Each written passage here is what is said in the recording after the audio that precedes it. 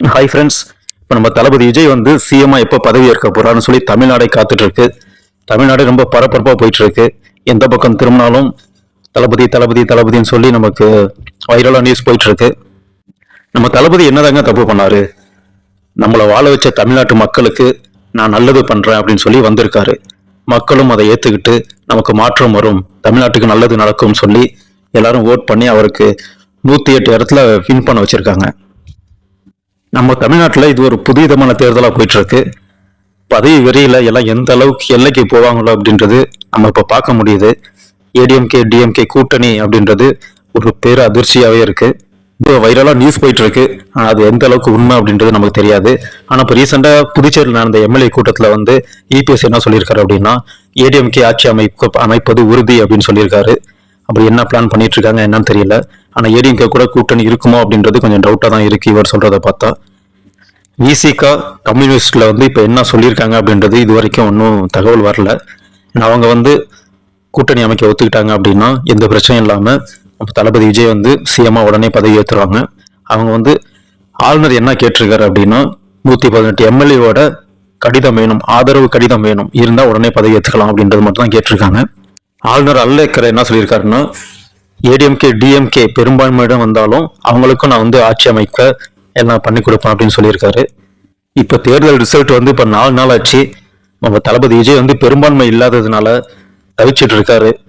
நம்ம தமிழ்நாட்டு மக்களுக்கு நல்லது செய்யணும்னு வந்ததுக்கு அவரை போட்டு எந்த அளவுக்கு தொல்லை பண்ண முடியுமோ, எந்த அளவுக்கு போட்டு பிரச்சனை பண்ண முடியுமோ எல்லாமே நடந்துட்டு இருக்கு.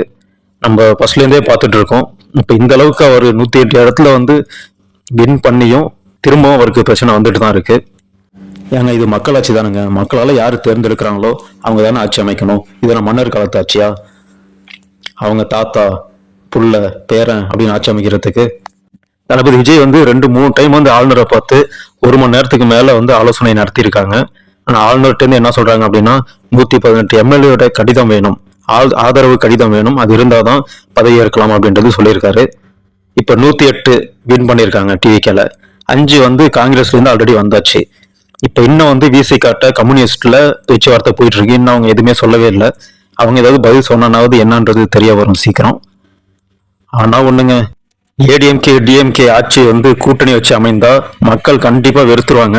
இந்த திராவிட ஆட்சி அப்படின்றது ஒன்று எல்லாமே போயிடும், அந்த அளவுக்கு வெறுத்துருவாங்க.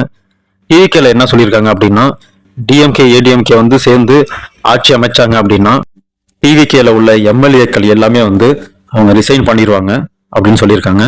அப்ப எதிர்கட்சி இல்லாம ஆட்சி கவிழ்றதுக்கு வாய்ப்பு இருக்கு, ரீஎலெக்ஷன் வரும். இப்போ வந்து சென்னையில வந்து தளபதி விஜய் வந்து ஆட்சி அமைக்க வைக்கணும் அப்படின்னு சொல்லி பெரிய போராட்டமே நடக்க போறதா நியூஸ்ல வந்துட்டு இருக்கு, தகவல் வந்திருக்கு. அது எந்த அளவுக்கு உண்மைன்னு தெரியல. ஆனா தளபதி விஜய் சிஎம் ஆகாம இருந்தா எல்லா இடத்துலயுமே வந்து பெரிய போராட்டமே நடக்கும். ஏன்னா அது மாதிரிதான் இப்ப தெரியுது, நமக்கு நியூஸ்ல பார்த்தாலே தெரியுது. விஜய் சிஎம் ஆகாம ஏடிஎம்கே கூட்டணி வச்சு ஏடிஎம்கே டிஎம்கே கூட்டணி வச்சு உள்ள வந்தாங்க அப்படின்னா மக்கள் புரட்சி வெடிக்கும், கண்டிப்பா வெடிக்கும்.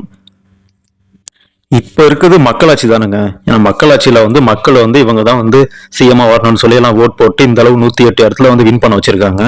இப்ப அவங்களுக்கு வந்து பதவியேற்று கொடுக்கறதுல ஆளுநருக்கு இப்ப என்ன பிரச்சனை என்னன்னு தெரியலையே. அவங்க பெரும்பான்மை கேட்கறாங்க, சரி ஓகே, நான் பெரும்பான்மையை காட்டுறேன்னு தானே சொல்றாரு இவரு. இப்ப பதவி ஏத்துட்டு அதுக்கப்புறம் வந்து ஃப்ளோர் டெஸ்ட்ல நான் இதெல்லாம் பண்ண முடியும், இவ்வளவு பேர் இருக்காங்க அப்படின்னு சொல்லி அப்ப நிரூபிச்சுட்டு போயிடலாமே. எதுக்கு இப்ப இந்த அளவு போயிட்டு இருக்கு? இப்ப என்ன தெரியுது, நல்லா தெரியுது அப்படின்னா பிஜேபி சைட்ல இருந்து ஹெவி ப்ரெஷர் வர்றது நல்லா தெரியுது. ஏன்னா காங்கிரஸ் கூட்டணி வேற ஆல்ரெடி டிவிகேக்கு வந்தாச்சு. நம்ம பிஜேபி வந்து தமிழ்நாட்டுக்குள்ளே வர முடியாம போயிடுமோ அப்படின்ற ஒரு ப்ரெஷர் வந்து பிஜேபி சைட்ல இருந்து வந்துட்டு இருக்கு. அது நல்லாவே தெரியுது.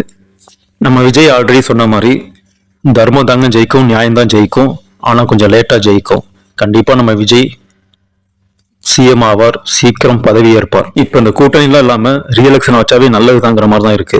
ரீஎலெக்ஷன் வச்சாங்க அப்படின்னா கண்டிப்பா வந்து விஜய் 160 சீட்டுக்கு மேல வின் பண்ணி கிட்டத்தட்ட ஒரு பெரிய வந்து சாதனை அப்படின்றது பெரிய சாதனை படைப்பார் கண்டிப்பா. என்னங்க புதுசா ஒருத்தர் நான் நல்லது பண்றேன் அப்படின்னு சொல்லி அரசியலுக்கு புதுசா வந்திருக்காரு. அவரை போட்டு இந்த அளவுக்கு ப்ரெஷர் போட்டு என்னென்ன பிரச்சனை பண்ண முடியுமோ போட்டு அவரை போட்டு குழப்பி, ஏன் இப்ப மக்கள் எல்லாமே அவர் வந்தா நல்லது பண்றாரு சொல்லி நம்பி ஓட்டு போட்டிருக்காங்க. அவர் இப்ப சிஎம் ஆக்குறதுல இப்ப என்ன பிரச்சனை? உள்ள வந்துட்டாரு, அவருக்கு எல்லாமே தெரியுமா? அரசியல் தெரியாது அப்படின்றது மக்களுக்கு தெரியும். அவர் உள்ள வந்து கத்துக்கிட்டு அவர் என்ன பண்ண முடியுமோ அவர் நல்லது பண்ணட்டும் அப்படின்னு சொல்லி தான் ஓட் பண்ணியிருக்காங்க. இதை எதுக்கு ஏன் இந்த அளவு போட்டு எதுக்கணும்? அவருக்கு ஒன்றும் தெரியாது, அரசியல் தெரியாது. எந்த கட்சியா இருந்தாலும் உள்ள வந்தோன்னே எல்லாம் கத்துக்கிட்டா உள்ள வந்தாங்க. இப்போ உள்ள வந்து அவர் எல்லாம் தெரிஞ்சுக்கிட்டு என்ன நடக்குதுன்னு தெரிஞ்சுக்கிட்டு அவர் என்ன பண்ண முடியுமோ அவர் நல்லது பண்ண போறார். விஜய்க்கு யார் யார் எந்த அளவு பிரச்சனை கொடுத்தாங்கன்றது நமக்கு தெரியும். எவ்வளவு ப்ரெஷர் பண்ணாங்க, எவ்வளவு கேவலமா பேசினாங்க, அது எல்லாத்துக்கும் மக்கள் சரியான பதிலடி கொடுத்துட்டாங்க. விஜய்க்கு வந்து எல்லாம் நல்லதே நடக்கும். அடுத்து சிஎம்ஆ சீக்கிரம் வந்து பதவியேற்க போறார். கான்பிடண்டா இருங்க, வெற்றி நிச்சயம். ஜோசப் விஜய் என்னும் நான் இந்த ஸ்பீச்சுக்காக இப்போ தமிழ்நாடை காத்துட்டு இருக்கு. கூடிய சீக்கிரம் அது நடக்கும். தேங்க்யூ ஃப்ரெண்ட்ஸ், தேங்க்யூ ஃபார் வாட்சிங். நம்ம சேனலை இதுவரையும் சப்ஸ்கிரைப் பண்ணாதவங்க மறக்காம சப்ஸ்கிரைப் பண்ணிக்கோங்க. தொடர்ந்து பேசுவோம்.